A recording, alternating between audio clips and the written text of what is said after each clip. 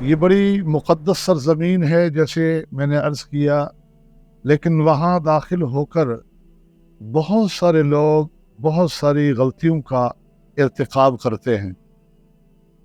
بعض لوگ تو یہ سمجھتے ہیں کہ ہمارے جانے کا مقصد بھی روضہ رسول صلی اللہ علیہ وسلم کی زیارت ہے، جبکہ یہ بات بھی درست نہیں ہے۔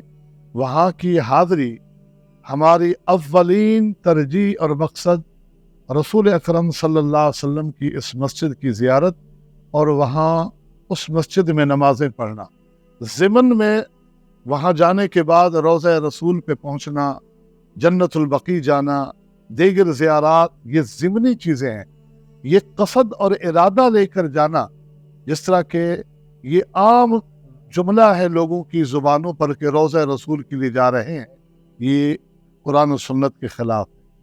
پھر جب یہی عقیدہ اور نظریہ لے کر جاتے ہیں تو انہیں نمازوں کی فکر نہیں ہوتی، آداب کو ملحوظ خاطر نہیں رکھا جاتا۔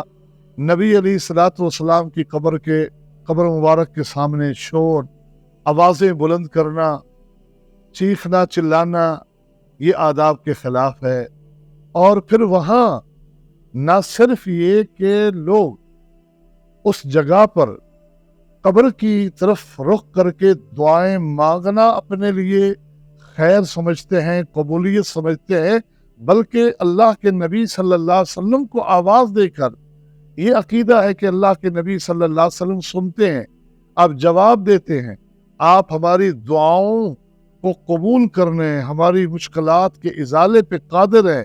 یہ انتہائی شرکیہ نظریات ہیں، بالکل ان سے اجتناب کرنا چاہیے۔ سلام کے جو مسنون آداب و طریقے ہیں وہ کہتے ہوئے باہر چلے جانا چاہیے۔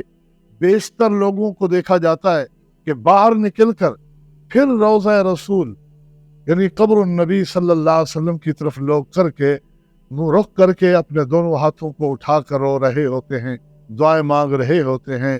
یہ بالکل ناجائز اور درست ہے۔ آداب دعا میں یہ ہے کہ انسان قبلہ رخ ہو کر اللہ کے حضور دعائیں مانگ۔